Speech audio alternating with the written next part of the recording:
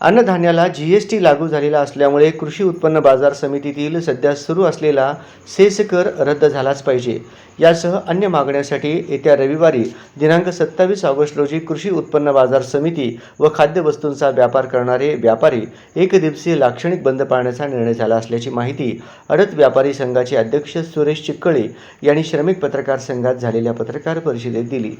त्याचबरोबर 18 ऑगस्ट रोजी सोलापुरात जिल्हास्तरीय व्यापारी परिषदेचे आयोजन करण्यात आले अशी माहिती यावेळी देण्यात आली। यावेळी चेंबर ऑफ कॉमर्सचे अध्यक्ष ललित गांधी, फेडरेशनच्या मुंबई अध्यक्ष जितेंद्र शहा, भीमजी भानुशाली आणि अन्य व्यापारी मंडळी उपस्थित राहून मार्गदर्शन करणार आहेत। या पत्रकार परिषदेला वैभव बरबडे, महालिंग आप्पा परमशेट्टी, सिद्धय्या स्वामी, श्रीशैल अंबारे आदी उपस्थित होते। रविवार 17 ऑगस्ट 2024 रोजी जिल्हास्तरीय व्यापारी मेळावा आयोजित केलेला आहे। 18 त्याची पार्श्वभूमी अशी आहे, 4 तारखेला 4 ऑगस्ट रोजी पुण्यामध्ये महाराष्ट्र राज्य व्यापाऱ्यांची परिषद झाली होती। सगळे कृषी उत्पन्न बाजार समितीच्या संबंधातील सर्व व्यापारी आणि खाद्यान्न वस्तूंचे व्यापार करणारे सर्व कारखानदार आणि व्यापारी सदर परिषदेमध्ये आम्ही गेले अनेक वर्ष एपीएमसीच्या कायद्यात बदल करा किंवा एपीएमसी रद्द करा किंवा ते होत नसेल तरी मार्केट कमिटीचं नियमन जे आहे ते सेस रद्द करा अशा मागणी आम्ही करत आलो, परंतु अजूनपर्यंत शासनाने आमच्याकडे त्या बाबतीत लक्ष दिलं नाही। जीएसटीची अंमलबजावणी करताना एक देश एक कर या संकल्पनेतून आकारणी झाली, त्याचा जो निम्मा वाटा आहे तो महाराष्ट्र शासनाला मिळतोय। त्यातून तुम्ही मार्केट कमिटीचा खर्च भागवावा आणि सेसचा जो बोजा व्यापाऱ्यावर, शेतकऱ्यालाही कमी पैसे मिळतात, व्यापाऱ्याला तिचा बोजा पडतो आणि नागरिकाला नाहक उदंड मागायचा पडतो, तो रद्द करावा अशी आम्ही मागणी अनेक वर्षापासून करत आलो आहोत।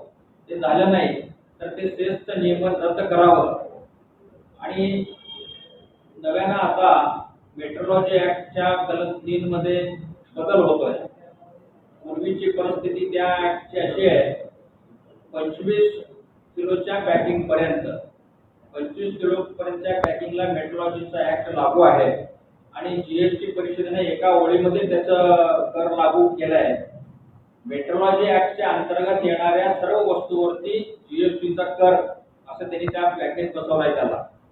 आता मेट्रोलॉजी ऍक्ट वाले 1 सप्टेंबर पासून 50 किलो पर्यंतच्या पॅकिंगची मर्यादा वाढवत आहे, म्हणजे 100 ग्रॅम पासून 50 किलो पर्यंत, म्हणजे ऑटोमॅटिक 50 किलो पर्यंतचे सर्व पॅकिंग खाद्यान्नाचे वगैरे सगळे पॅकिंग त्या जीएसटीच्या कक्षेत येणार आहे।